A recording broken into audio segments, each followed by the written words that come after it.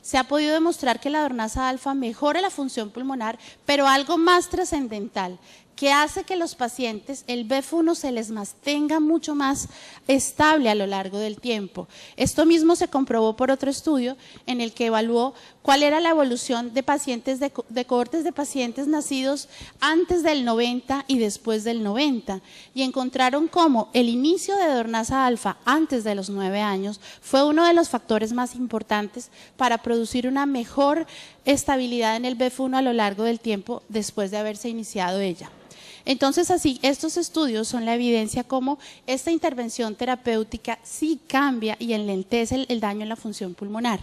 Este último reporte, que es bastante reciente, del 2012, muestra cómo la evolución en la sobrevida de pacientes de fibrosis quística se vio muy aumentada, incluso en pacientes con esta severidad, que es un BEF1 menor al 30%, con una severidad bastante importante. Se vio cómo la supervivencia en el 90 era de 1.2 años y pasó a ser de 5.3 años en el 2003.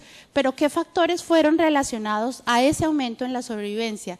Principalmente el que encontraron con un análisis de regresión, trataron de evaluar si el índice de masa corporal, si el tener infección por pseudomonas, si el tener diabetes era asociado o no a menor sobrevivencia, y encontraron que dentro de las estrategias terapéuticas solamente el uso de dornasa alfa fue asociado con una reducción en el riesgo de morir hasta en un 45%.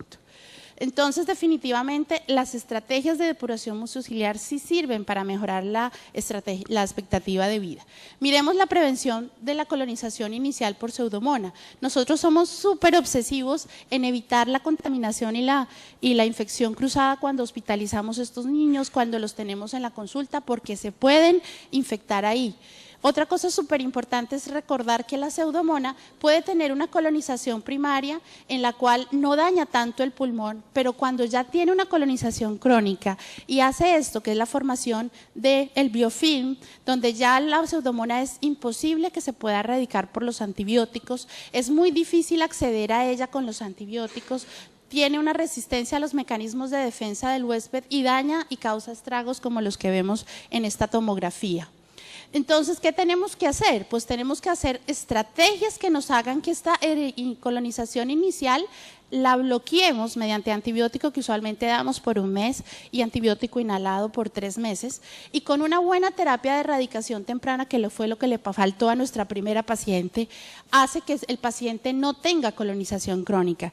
Pero si por cualquier motivo sigue colonizándose y no podemos erradicarla, el paciente tendrá un manejo que implicará una estabilización para hacer que tenga menos número de bacterias. La siguiente estrategia entonces es cómo vamos a mejorar esa colonización crónica, básicamente con tobramicina inhalada. La tobramicina inhalada ha sido evaluada por las guías de práctica clínica como evidencia A, en donde se ha demostrado que sí produce una reducción en las exacerbaciones y una mejoría en las pruebas de función pulmonar. Sin embargo, cuando se mira qué es lo que se hace en el mundo, si se usa o no se usa, se ve como no todos los centros de fibrosis quística la usan, hay unos que lo usan en el 100% de los pacientes y otros no.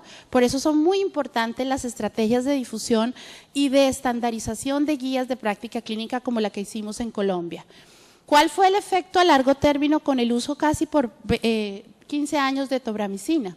Este estudio evaluó cuál era la efectividad en la reducción del BEF1 o en la disminución del BEF1 y en otros desenlaces clínicos con el uso prolongado de tobramicina inhalada en un estudio de cohorte longitudinal que se realizó desde 1977, o sea, evaluó pacientes que habían sido tratados desde 1997 hasta el 2009 del registro de fibrosis quística. Como le decía, estos estudios son basados en datos observacionales, a pesar de que tienen sesgos, se hacen estrategias metodológicas que permiten bloquear esos sesgos y permitieron concluir esto. La rata de declinamiento de la función pulmonar en los pacientes que eran tratados por pseudomonas con tobramicina fue mucho menor que los que no habían sido tratados. Esto mismo se ve evidente en este otro estudio, en donde se demuestra que la utilización de tobramicina inhalada con de acuerdo al criterio médico y en la medida que el paciente se adhería más a lo largo del tiempo, produce claramente, después de ajustar una serie de variables como si el centro la utilizaba, qué colonizaciones, qué morbilidad tenía, se vio como claramente la tobramicina inhalada se asoció a una reducción significativa en la mortalidad en el año subsecuente al uso de la medicación y como si se asociaba a estrategias como Dornasa alfa, esta reducción era muchísimo mayor. Y así lo vemos acá, como la probabilidad de morirse en los pacientes que tenían uso de tobramicina inhalada fue mucho menor a los pacientes que no. Pilas con el estafilococo aureus meticilino resistente que cada vez más está afectándonos a nuestros pacientes y se ha visto cómo se ha aumentado su incidencia en los pacientes hasta en un 25% y fue la causa de mayor deterioro en nuestra primer paciente de caso clínico. ¿Y qué vamos a pasar a ver después? Definitivamente el tratamiento temprano y agresivo, con recomendaciones estrechamente recomendadas por las guías como son a pacientes infectados por pseudomonas, dar estrategias agresivas, inhalaciones diarias con terapia como Dornasa alfa, con solución salina hipertónica y administración prolongada de acitromicina oral son las más asociadas con manejo agresivo y temprano de exacerbaciones. Tratamiento de la inflamación de la vía aérea, solo pasaré a contar básicamente en forma rápida los resultados con ibuprofeno, en donde se ha demostrado con estudios clínicos iniciales que sí mejora la función pulmonar y la rata de deterioro en el BEF1 en el paciente con fibrosis quística, a pesar de que tiene varias consideraciones especiales con respecto a sus efectos secundarios, porque la dosis la usamos 5 veces más alta que la de un paciente que manejamos una fiebre. Se ha asociado efectivamente con periodos más largos de uso con sangrado gastrointestinal y por eso no es una terapéutica tan universalmente difundida dentro del medio de fibrosis quística. Sin embargo, estos estudios en donde se han evaluado su efectividad un poco más largo rato de 2 años, como es la mayoría de los estudios, se ha visto cómo produce un efecto muy importante en la reducción principalmente del deterioro en el BEF1 a largo plazo. En este otro estudio que se hizo con base también a datos del registro de Estados Unidos y con hecho por Constant, se vio cómo los pacientes tratados con ibuprofeno tenían un menor deterioro en el BEF1 a diferencia de aquellos que no habían sido tratados con ibuprofeno. Y es por tanto que se concluye que el manejo con ibuprofeno produce en los pacientes de 6 a 17 años que aunque tengan un inicial valor bajo en el BEF1, este se mantenga mucho más estable a lo largo de los años.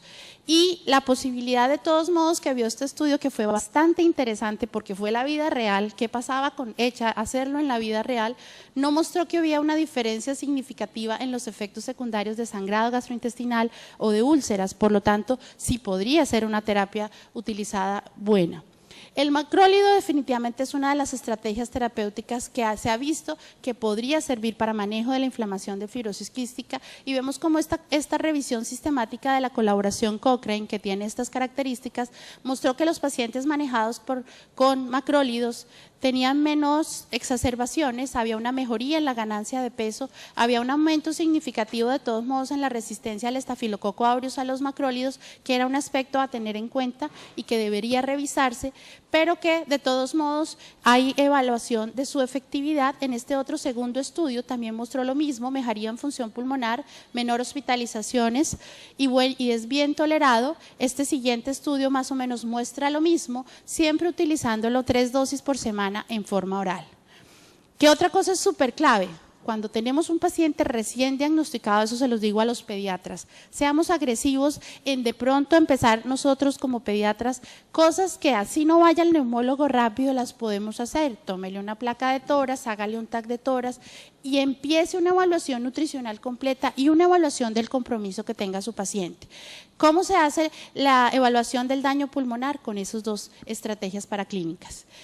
Otra cosa súper importante es la identificación temprana y el tratamiento de las complicaciones. Es una de las cosas más claves cuando ya uno sigue al paciente hacia los 10 años y es empezar a mirar si tienen o no tienen diabetes, empezar a mirar si tienen o no tienen osteoporosis, empezar a mirar si tienen complicaciones severas como hipertensión pulmonar que produzca grado severo porque les va a dañar su calidad de vida. La corrección del imbalance energético es una de las cosas fundamentales y definitivamente cambia la evolución si usted es agresivo nutricionalmente. Ustedes se dieron cuenta de lo que logramos en la primera paciente, que no fue mucho, porque nunca se quiso adherir al tratamiento nutricional. Y en cambio lo que logramos en la segunda paciente, con haber tenido un manejo juicioso desde el punto de vista nutricional. Otra cosa que es clave, y ojalá la hagamos en todas las ciudades de Colombia donde manejamos fibrosis quística, un cuidado centrado en unas visitas frecuentes. Estos niños necesitan acompañamiento, son pacientes con patología crónica que debemos educarlos tanto a ellos como a su familia, y además de eso necesitamos que sean manejados por equipo capacitado.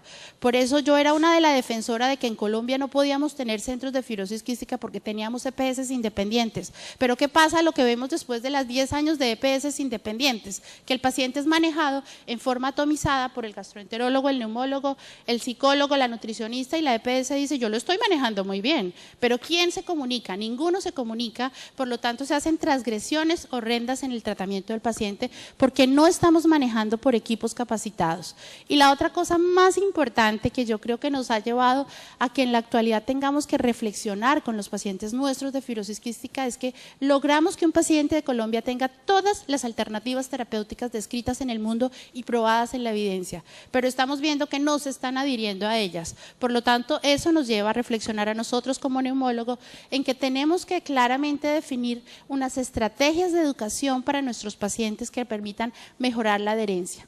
Entonces, por eso puedo concluir con esta frase, es muy concebible que la intervención temprana, antes de que la enfermedad pulmonar sea muy establecida, vaya a llevar a mejores beneficios a largo plazo, sobre todo de ellos la sobrevida. Las terapias que se han demostrado ser benéficas en términos de retardo en la progresión de la enfermedad pulmonar cuando se administran tempranamente fueron inicio precoz de terapia respiratoria diaria en el paciente como algo que vuelve rutina de su vida, inhalaciones con solución salina hipertónica, inhalaciones con Dornasa alfa e inhalaciones y el manejo agresivo de las infecciones por Pseudomonas y el manejo antiinflamatorio con ibuprofeno. Entonces, eso era más o menos lo que yo quería comentarles el día de hoy. Si tienen alguna pregunta, con mucho gusto. No pasó. 0-0.